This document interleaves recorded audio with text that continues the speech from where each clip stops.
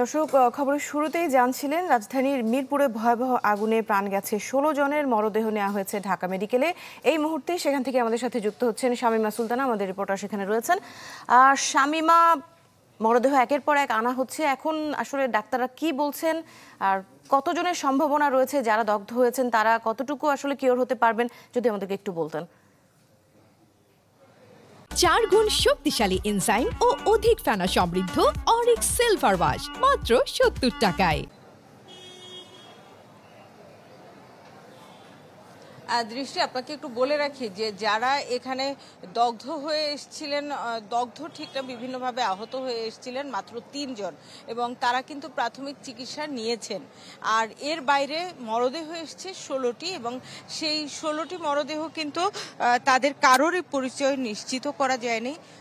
সবার আসলে এখানে আমরা দেখেছি যে সন্ধ্যা থেকেই এই যে মরদেহ এইদিকে আনা হবে ঢাকা মেডিকেল কলেজের মর্গে, এই খবরের সাথে সাথে কিন্তু যাদের স্বজন নিখোঁজ আছেন সেই পরিবারগুলো কিন্তু এখানে ভিড় করছিলেন। এবং তারপর আমরা দেখলাম যে সন্ধ্যার পরে রাতের দিকে সেই মরদেহগুলো ফায়ার সার্ভিস এবং সিভিল ডিফেন্সের কর্মীরা সেগুলো নিয়ে এসছেন, এবং তখন ঢাকার একের তাদের যে জোন কমান্ডার মোহাম্মদ এনামুল হক, তাদের সাথে আমাদের কথাও হয়েছিল। তিনি যেটি বলেছেন যে এই 16টি মরদেহের যেটি তারা এনেছেন সবাই হচ্ছে এমনভাবে আসলে পুড়ে গেছেন যে তাদেরকে মরদেহগুলো স্বাভাবিকভাবে শনাক্ত করার অবস্থায় নাই, এবং সেটি তারা ঢাকা মেডিকেল কলেজের মর্গে বুঝিয়ে দিয়েছেন, এবং সেখান থেকে যে অন্যান্য প্রক্রিয়া যেটি আছে সেই প্রক্রিয়ার শেষে সেটি হস্তান্তর করা হবে, সেটি তখন তিনি আমাদেরকে জানিয়েছিলেন। এরপরে আমরা স্বজনদের সাথে কথা বলেছি, এবং স্বজনরা অভিযোগ করছিলেন যে সকালে আসলে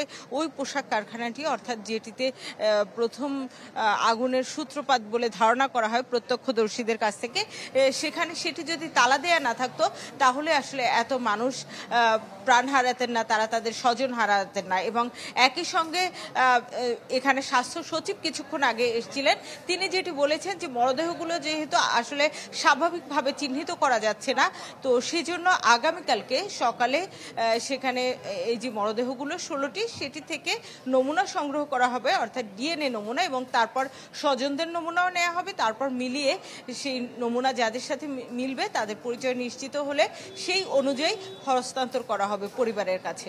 দৃষ্টি। জি, শামীমা সুলতানা, ধন্যবাদ আপনাকে আমাদের সাথে যুক্ত হওয়ার জন্য। সহকর্মী শামীমা সুলতানা জানাচ্ছিলেন মিরপুরের অগ্নিকাণ্ডে নিহতদের বিষয়ে সবশেষ খবরাখবর।